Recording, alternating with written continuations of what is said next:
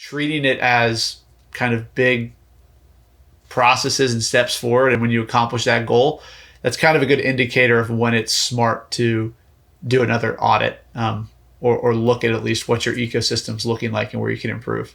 Yeah, totally. It also allows you to see, like, just in terms of the growth of your business, like what's happening, is what I've been working on really having a noticeable impact. And I think that that's something that's super important. You are now listening to the Creative Juice podcast, brought to you by Entrepreneur.io.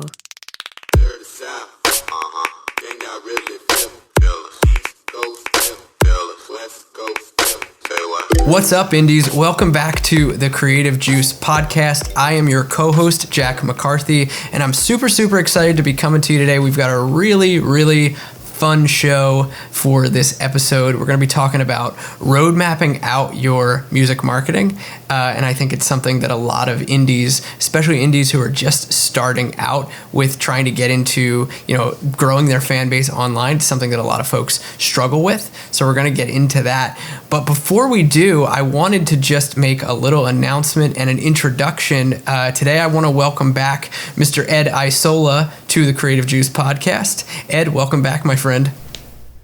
Thank you. Thanks for having me back.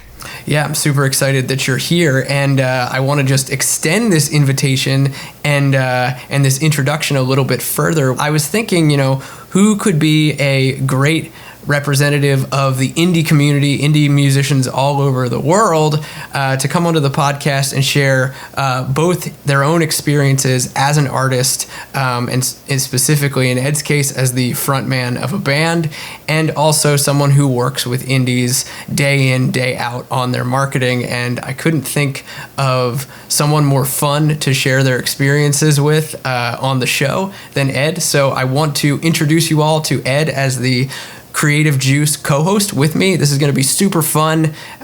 We've got a whole bunch of really great episodes coming up. But yeah, Ed, welcome. I'm super pumped that you're going to be joining me as a more regular co-host on the show. I know we're going to be bringing on a lot of the team as well, in kind of rotating guest spots. So we've got some pretty cool stuff lined up. But I wanted to just kind of kick off by welcoming you back on, introducing you. And love just kind of to unpack a little bit about, what you're up to with your band, 502s. Ed's also an account manager and a marketing specialist and strategist here at IndieX. So I'd love for you to just kind of say hello to everybody. Yeah, absolutely, man. I mean, I was super pumped when we started talking about this, and, you mentioned the idea of me being a co-host on here. I'm very excited about it. Like, I think that I have a lot of unique experience in the way of, like you said, being a part of the 502s, but also, meeting Cirque 4 or 5 years ago and learning digital marketing from him and from you, and learning how to apply all that stuff to musicians in really successful ways. So I'm super excited, like you said, to share my personal experience, but also a lot of the stuff that we've picked up at the agency, those little tips and tricks that work really well. So I think it's going to be really great. And just a quick backstory on myself. Like Jack said, I am the lead singer of the 502s. We've been a band since 2016, and we've pretty much existed solely on the buddy system. And it's brought us to a really great place. So we're starting to see turn out to shows. We got a big email list, generating customers, revenue. So all these things, all these building blocks that we've been putting into place have really started to come to fruition the last couple of years. And that's on my personal side. On the IndieX side of things, I lead up about 15 accounts for different artists across the board. And we've seen a lot of great stuff, from grassroots all the way through to Grammy-nominated artists that we've worked with, that I think you guys are going to get a lot of great kind of little inside tips and tricks and, recent best practices as we go forward. Yeah, for sure. I think one of the things that I'm most excited about is, like, you and I get to jam out like day to day and be really nerdy on like the little changes and the things that we're seeing happening, with a lot of the artists that we work with at the agency, and getting to share, some of that some of that stuff on the show more often, I think is going to be really, really cool, because there's a lot of stuff that, regardless of whether you're, a one-man band and or a solo artist and you're doing everything yourself right now and you're kind of in the trenches of this marketing, or you're working with a team or building with a team, I think, there's a lot of stuff that we see day to day that kind of goes under the radar sometimes, and a lot of tips and tricks, like you said. So I'm excited to just kind of have that opportunity to share, some of the things that you and I, talk about on the side as we're going through weeks, just working with artists. So I'm really excited to have you, man. I think this is going to be really, really fun. I'm glad you mentioned the buddy system, because that kind of dovetails us perfectly into what we were going to talk about on this show, on this episode, which was building a roadmap for your music. What's really interesting is, and I felt this way for a really long time, ever really since getting into digital marketing, and, working to build up my skill set in that space. Something I think a lot of artists, musicians have struggled with is knowing where to get started, especially if you're new to any of this. There's the conventional wisdom of like, oh, you got to use social media and use it to grow your audience or reach your audience, or whatever, the common phraseology is. But if you're just starting out, and you were to just Google, like, music marketing online, or start searching for searching for videos on YouTube or something like that, you'd come across like thousands of blog posts or videos or channels all saying different things and saying different tactics that you should use. And, should you get into playlisting, or should you not, or should you use ads, or should you not, or should you just focus on content and what should it look like? There's so much stuff out there, Yeah. And I think something too is like, there are a lot of options, and it's not just if you're just starting your music career. I think a good distinction on the back of what you just said was, if you're just starting digital marketing for your music, you're at a beginner level there. Even if you're 5 years into your career, there's things to learn. And so I think that as we go into like, how do you find the right resources to build on your career? For sure. This isn't just for people that are like, oh, I've just formed a band last week and I'm starting it. It's like anybody that's looking to grow or build their band, or the music career, this is like super, super important. Yeah, for sure. That's a really good point. Like, beginner level doesn't necessarily mean like beginning at the, stage one of an artist project. It could be just, something that you've been doing for a long time and you realize like, I got to tap into this online social media thing. But it's overwhelming, really. Like, I get that that kind of feedback from people all the time, even people who are really, really like just kind of naturally good at creating content and stuff. A couple episodes ago, we had Bruce Wigner on, a buddy of mine, and he and I have had conversations where he's like, yeah, man, like I don't touch like advertising online because like it's overwhelming and I'm not really sure where to dig into it. Like he's said that straight up to me a few times over the years. So, and he's somebody that's been doing this for a really long time and has had a lot of success organically.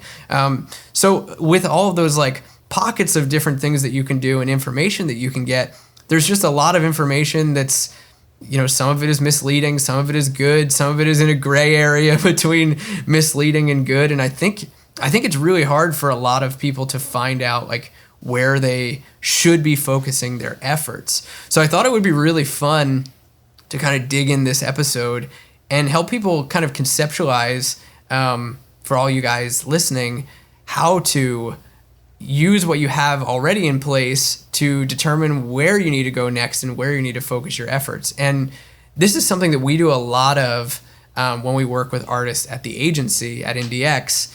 And I thought it would be kind of fun to unpack the audit process that we do, just to talk about how that informs, where we start, how we start building a strategy, what we look for, and how we kind of fill the gaps up. Because basically that's what we do. We help artists plan a roadmap based on what their needs are, but you have to figure out what those needs are, and I think that's kind of hard sometimes.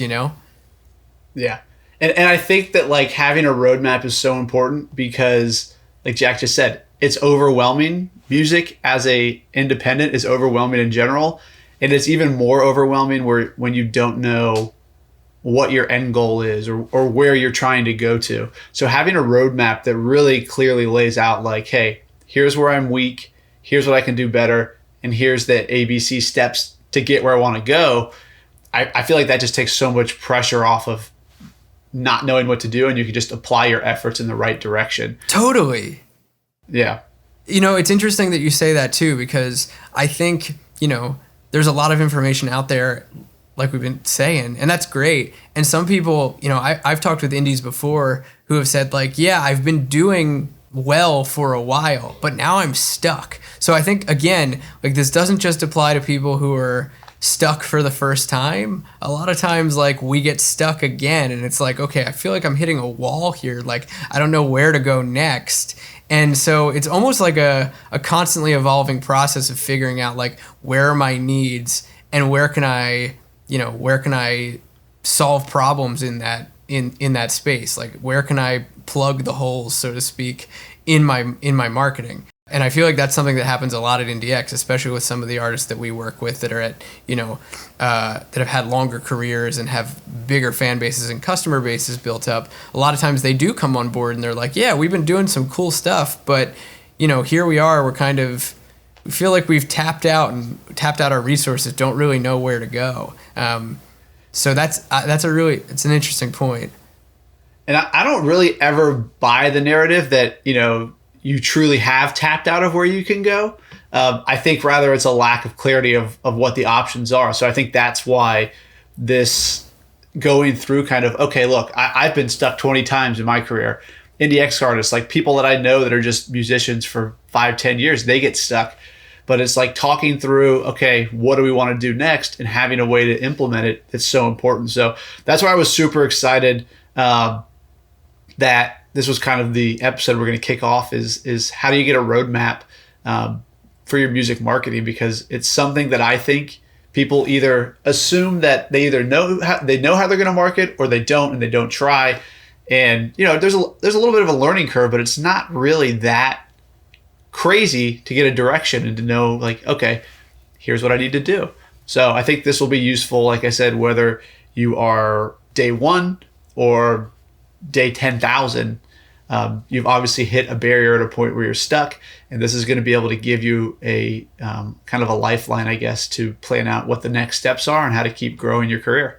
Yeah, totally. So let's just get into it, like talking about the audit process that we use at the agency for kind of planning what a trajectory, a strategy for a client looks like.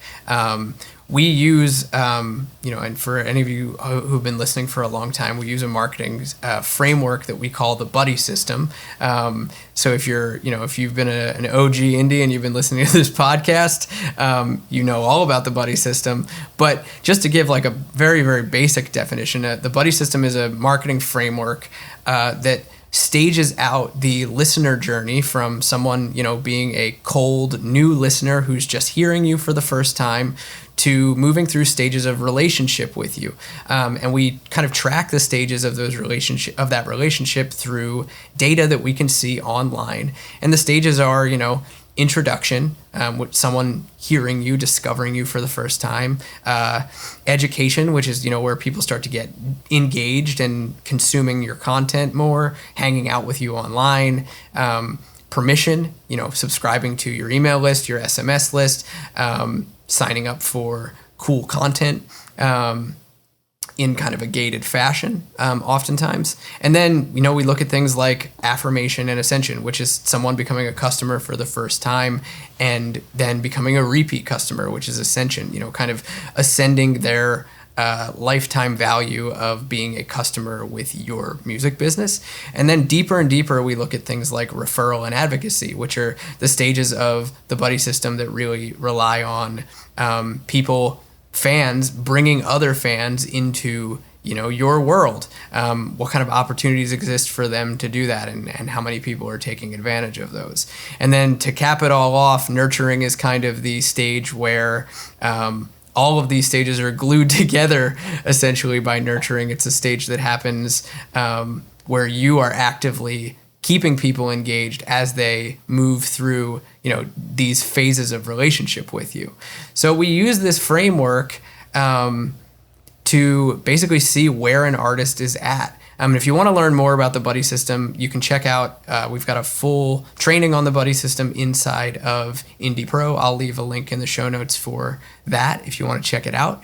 But that's, a very, very brief, very brief kind of touch point on what the buddy system is for anyone who is listening for the very first time and is scratching their head wondering, what the heck is this? But what we do at the agency is we take this concept and basically, chart out on a piece of paper what's happening in an artist's ecosystem. What can we see in their audiences for each of these stages? What do we look for from a data perspective? So Ed,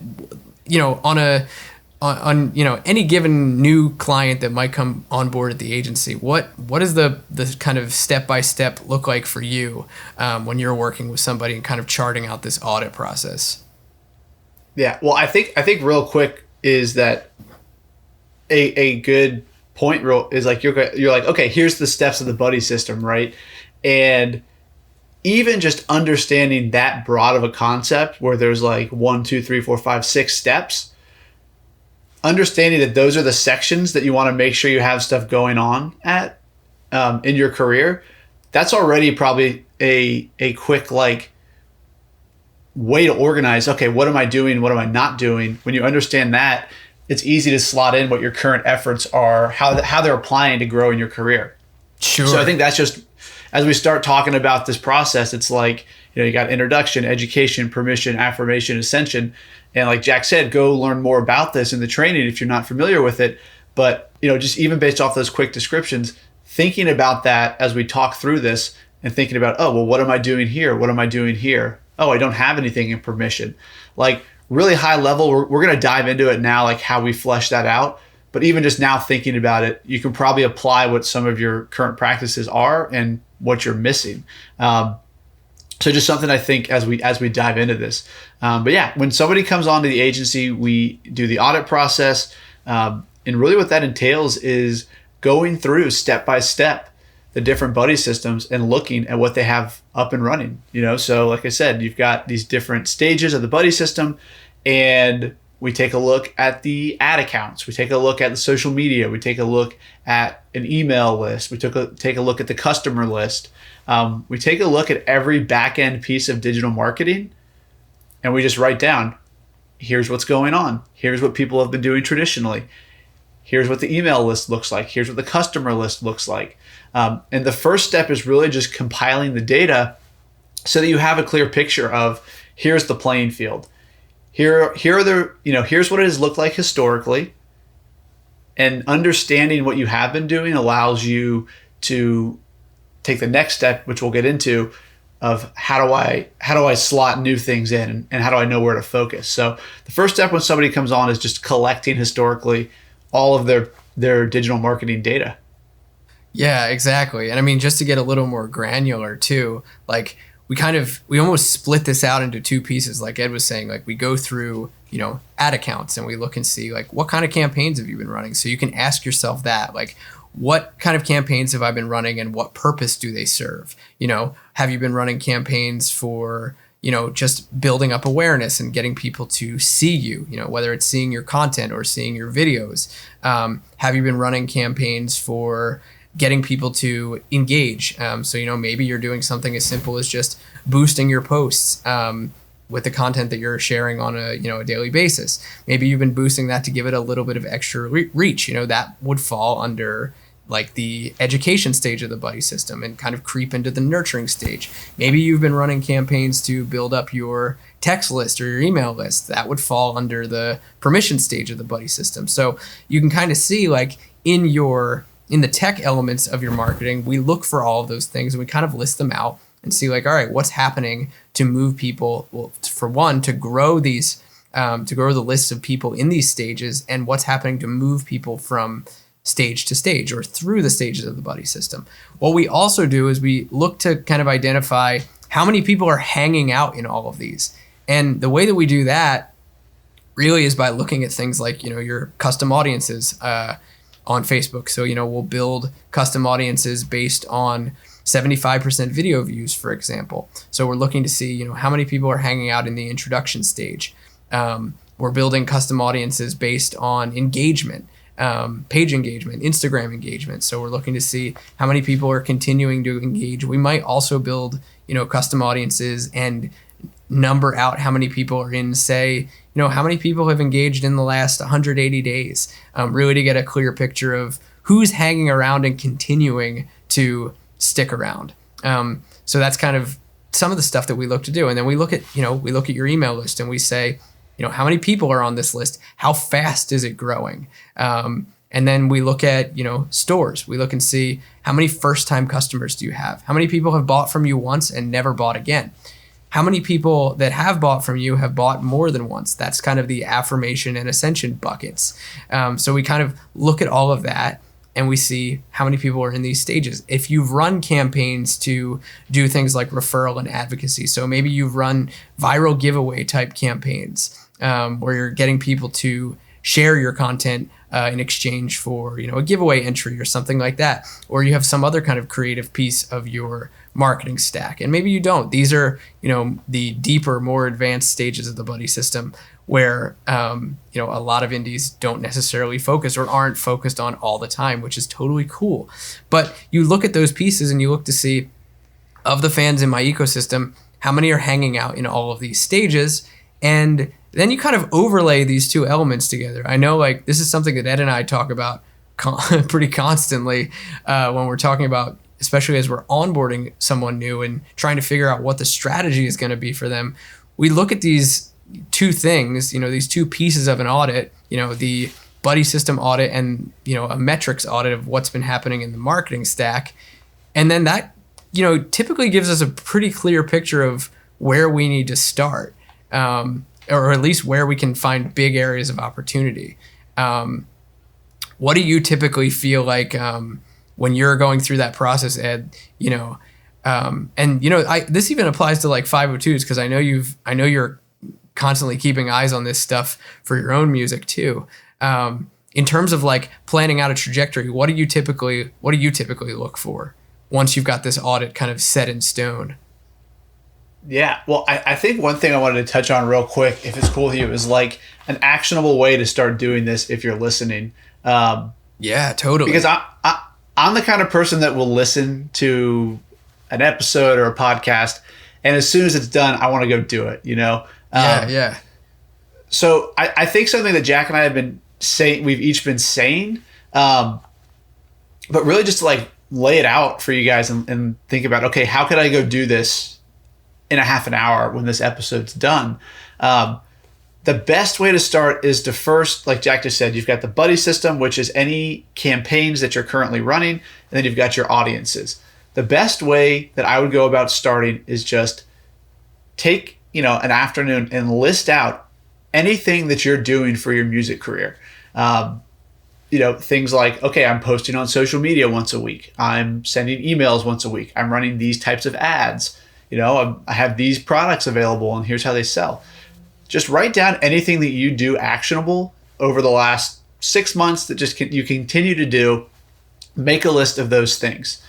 And then make a second list, like Jack just said, that is your audiences. So go look at your audiences on Facebook, your page engagement on Facebook, your page engagement on Instagram, your email list size, your video view audiences, your customer list. I mean, those 5 in themselves are a good starting place. For sure. So make a list of those two different kind of sections, and that's the first part of the audit that we do.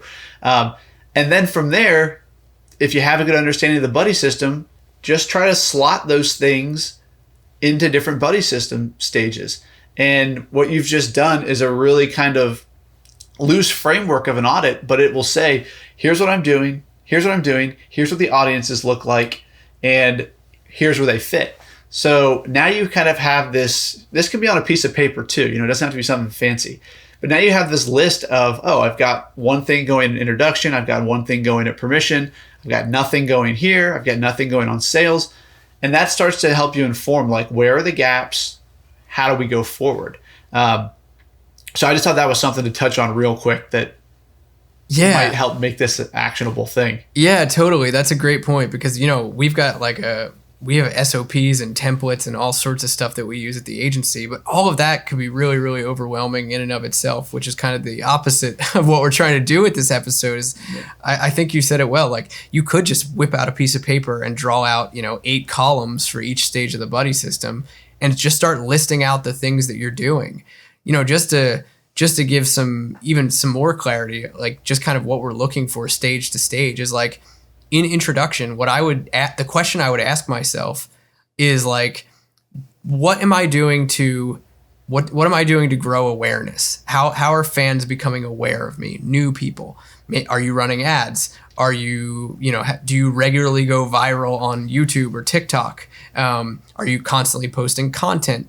Are you touring a lot? Are you playing a lot of shows? That even can fall into, and obviously that's like less of a digital footprint, but it is something that kind of falls into intro stage for some artists. They're just getting physical kind of hand-to-hand awareness happening. For education, I would ask myself, like, how regularly are you posting content or how active are you on socials? I would ask myself, are you running any kind of campaigns to extend the reach of your of the content you're posting? And then, getting into permission, I would be asking, like, where can people sign up for my list? Is it on my website? Do I have dedicated offers that I'm making to people to make them want to sign up for a list? Or is it just like sign up for my newsletter? Is there a place for them to text you? Where does any of that permission stage stuff happen? What's kind of going on there? And is it actively working? And then, for affirmation, like, where are people making a first purchase? Where is that, that first offer being made to them? Is it being made regularly? As people come onto your list, are they, getting to a point where they're made an offer? Are you running offers, sales promotions regularly? How are you upselling? Do you have upsell offers in place? When someone buys from you once, are they made an upsell offer immediately after buying? Are they, sent a series of emails and then made a follow-up offer, a month down the line? What does that look like at the ascension stage? All of that kind of stuff is, just very simply, those are the questions you can ask yourself. And, you can do it on a piece of paper. You can build out a quick spreadsheet. Google Sheets is free. And that's just a super easy way to do it. So if you go back and listen to the last 7 minutes and you itemize, and then literally just write down the questions that Jack just listed out and try to match what you have with what he just said, that's the audit. So that, that's going to be very, very, you kind of just outlined everything that you need, honestly, to see where you stand. So this is something that you could do, like I said, tonight. And I think that's really valuable that you can get a roadmap of where you want to go, within the next 24 hours if you take the time to do it. For sure. Yeah. That's cool. You can take this process, you can put it together, and now you can kind of see where you have people, where you don't have people. There's kind of 2 directions that you want to go. The first is what I have in place currently working well? And the second is, where do I have nothing in place? And so the way to kind of tell is what I currently have in place working well is to look and see how do your audiences and your engagement and that kind of stuff match up with what we would expect to see kind of as benchmarks. So I think it'd be cool to dive into, what we typically expect to see at each of these stages. So that once you have your snapshot, your kind of, impromptu audit together, you can start to plan your next steps out. Yeah, for sure. I mean, I think it's worth noting here, like that, any benchmarks that we say are like very, very soft, like, cause it varies from artist to artist. And we see that constantly, like some artists are having massive amounts of growth through viral content. And we look at that and we say like, okay, like, they're doing fine in the introduction stage. Like new people are constantly finding them. Other people, they need marketing campaign help to get them there. And, then we're saying like, we need to grow awareness. And the way that we need to do that is through, advertising. And we know we can be looking for a certain cost per result in that stage. I think another thing to look at is like, you mentioned like how these audiences are, or what can you expect? Like if you're getting a ton of people becoming aware of you, but then you look at like your engagement over time, and people aren't engaging with your posts, they're not really consuming your music over and over and over again, and it's kind of just a one touch, then you'd likely know that something in your education stage is off, or some gap needs to be closed there. And I think that's often an important one, because a lot of artists are, they come with the mind of like, I just need to make more people aware of me, and then it will be fine. Everything else will get sorted out. But it's totally not the case. Retention is hard. Yeah, absolutely. And I think what you were just saying was a good distinction, that like if you are kind of just starting your career out, you're probably going to be looking in those first 3 stages of the buddy system as where you want to put your focus. So we're talking about everything from a fan finds you down through they become a customer and like a diehard fan. But if you're just starting out, you don't really have any digital marketing in place, like Jack said, you want to look at your intro, you want to look at your education. You want to start thinking about, do I have an email or text list, and are they getting on there? If you're somebody that's a little bit more established, then you probably have a bunch of top of funnel introduction traffic going on, and you probably have, maybe even a content team posting for you, or you're posting consistently. So then you want to start still thinking about, okay, am I getting people on my list, but also am I making them sales? And am I making them repeat customers? So depending on where you are in your career, that's kind of the direction you'll probably be looking, just to give you some guidance. So you're not trying to tackle all 5 stages at once, because this is like a iterative process where you got to do, one thing and then the next, and build on the system. Yeah, for sure. And I think, in terms of looking at like benchmarks for things like permission and affirmation and ascension, like just to put it really simply here, and this is about as soft as you can get, is if you're growing a list and then you're looking in like just consistently not using email or, text to turn those subscribers into customers, then that there's something off there. Like you can look at that and be like, oh yeah, like I see that the bulk of my sales come from, people just finding stuff on my store or seeing it on social media when I post, every once in a while. You can immediately sort of close that gap and be like, okay, I know that I'm getting people onto my list, but I also see that they're not being turned into customers in any repeatable, organized fashion. So you can sort of look at that, the marketing pieces in place, and say like, okay, I know that I don't have, I know that I don't have email automations, for example, in place to start to make that happen. And that's where I would start to look, is like where you see things really drop off and stop. That's typically where the biggest areas of opportunity are, at least in my opinion. Yeah. And I think that goes back to my comment earlier, which is like, you're not necessarily out of a path. You have no clarity on what's coming next. Because a lot of times where you said, where something drops off, that's where you should focus to keep growing. And that could be a discouraging comment if you're like, oh man, I'm trying this, but it's not working. There's usually a little workaround or some kind of thing though, where, okay, you're getting tons of people to pay attention to you, but they're not signing up for your, hey, subscribe to my newsletter on my website. Like that's some of the value, I think, of like what Indie Pro has inside of it, is this like next step specifics, but it's like, all right, make a creative offer, make a creative way to get people in there. So right. There's always, when you hit a wall, there's always a way around it. It's just knowing how to get around it, honestly. And I think that, talking to your fans is one way, going and doing research, whether, it's in Indie Pro, you're just Googling like good opt-in offers.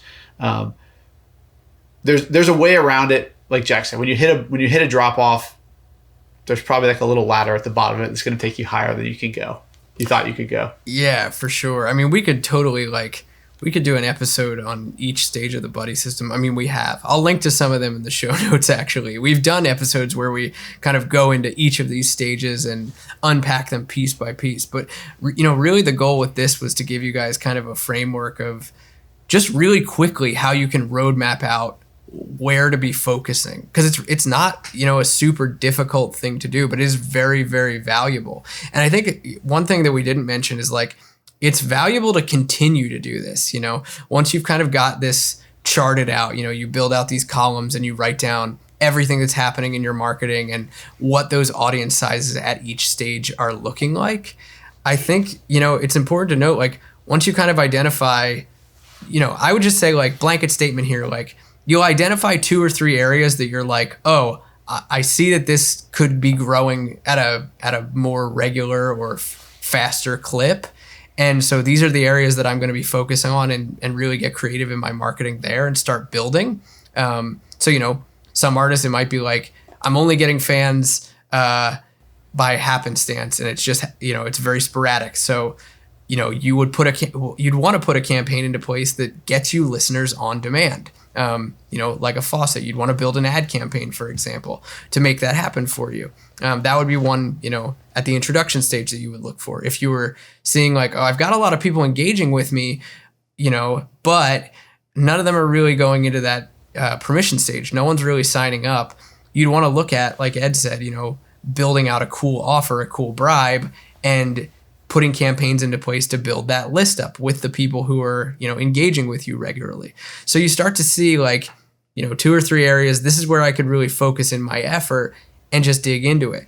But once you do that, something that I think is really interesting, and we do a lot of this at the agency, is once you've been doing that for a while and been building campaigns in those areas and iterating and making it better and measuring what's working and what's not, you don't just do this audit process once. You kind of build yourself a roadmap and then do it again. We do almost, for some artists at IndieX, we do like quarterly buddy system audits as frequently as that, sometimes more, just to really chart out what's happening, 30,000 foot view.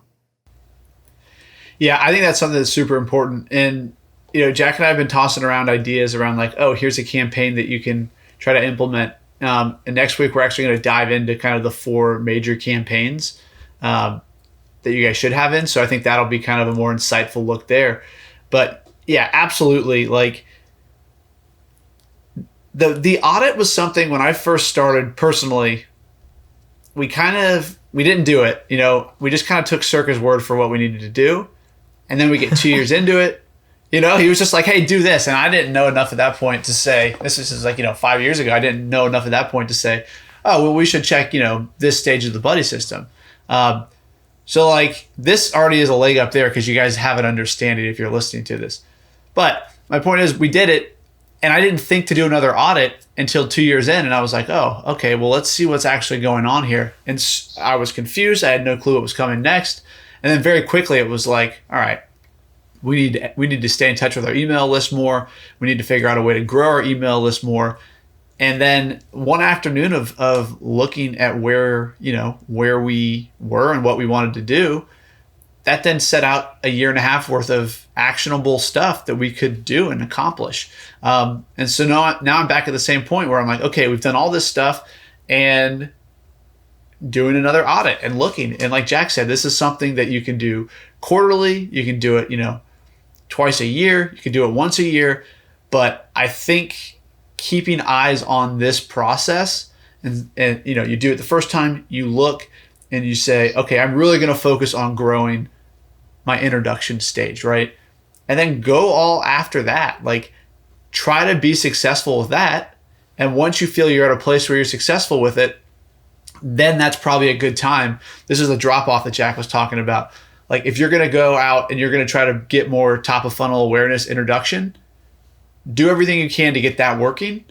Once you feel like, okay, this is actually cruising, I'm getting a lot more awareness, I feel good about it, that's a good time to stop and look and say, okay, well now if I'm doing my little quick audit again, I've got people in the intro phase, but where am I weak now?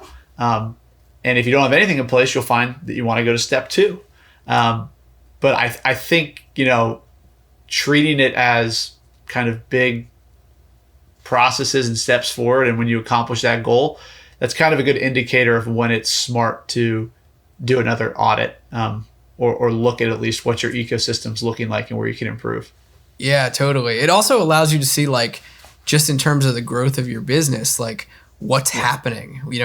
Is what I've been working on really having a noticeable impact? And I think that that's something that's super important, because it's easy to then, take your initial ideas that you came up with on this, first sort of 30-minute roadmap and make them kind of your Bible, or your holy book that you follow, and you follow them and sort of do it blindly. This is a good process that you can continue to follow, really just to see, again, 30,000 foot view, are things working? And, there are processes to make sure that certain campaigns are working, running things like postmortems and stuff like that.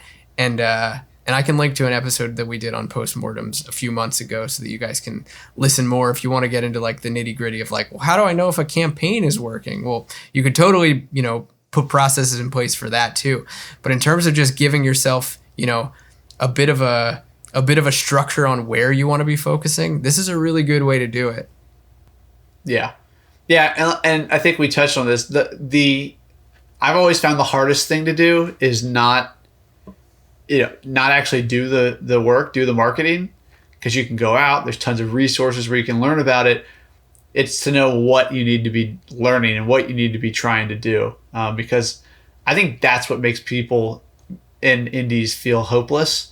I'm speaking for myself too. It's like you feel the most hopeless when not only do you not know how to do it, you don't know what to do. And it's like there's no light, right? Like that's the worst part. So having a roadmap, having this process where you can check in with your own ecosystem every 6 months, 8 months, 12 months, to check in, see how you're doing, see what you can do better, see where you want to go. It just gives you actionable ways to make progress, which I think is super, super valuable across the board. Totally. It's like reading music notes, man. Really, it's like, it's no different than writing out the sections of a song. Or building a track, if you're a producer-minded type like me. I think that this is really, really helpful, and hopefully you guys can kind of take some of the stuff that we talked about here. I'm glad that we talked about it as casually as we did, because I didn't want to get like too overwhelming and nerdy, because you can get like really, really granular with this process. But what I hope that you guys take from this is like, you can take 20 minutes or 30 minutes or an afternoon to do this kind of thing, and it can really give you some clarity on where to focus. So yeah, I hope you take it and build out a little spreadsheet for yourself, or use a notepad or whatever fuels your creative brain, and just get into it. But next week, like Ed said, I think the episode that we're going to be getting into is going to be a lot of fun. We're going to be talking specifically about a few campaigns that we think are really important for artists to have these days, 2021 in particular. A lot of the things that we see working at IndieX. So I'm stoked to share. Yeah, I'm very excited about it too. And I just want to underline again at the end of the episode, like, I think that the most valuable, I don't know if you want to use the word valuable, but I think the best, most actionable part of this podcast was about halfway through, when Jack was just listing off, like, are you doing this for introduction? Are you doing this for education? Like, that essentially, if you go through, you make your little list that I was talking about, and then listen back to that part, that's essentially Jack doing your audit with you as a consult. like that's what it is. You're asking questions, and then you got to answer them yes or no. But like that's just something I want to stress, because it could just be glossed over, like, oh, it's a bunch of questions. But like, that is the way we audit stuff. That's the way I audit stuff. And it's super, super helpful to just have you listing out those questions, where the only thing as an artist that I have to do then is answer those questions. And if not, write no. And there's something I can work to improve. Yeah, that's a great point. I'm glad that you underlined that, because I was kind of glossing over it as I was saying it. I was laughing when you were talking about it. I was like, this is like fantastic. It's literally a questionnaire. That's amazing. Yeah. Oh man, this was so fun. I hope you guys enjoyed this episode. We'll be back next week to talk about campaigns and some of the things that we think are really, really important for artists to be building in their marketing campaigns. But I've been Jack. I've been Ed. I'm super pumped to talk to you guys going forward every week. Cool. Well, we'll catch you guys next time on Creative Juice. Peace out, Indies. Can y'all really feel us? East Coast, feel us, West Coast.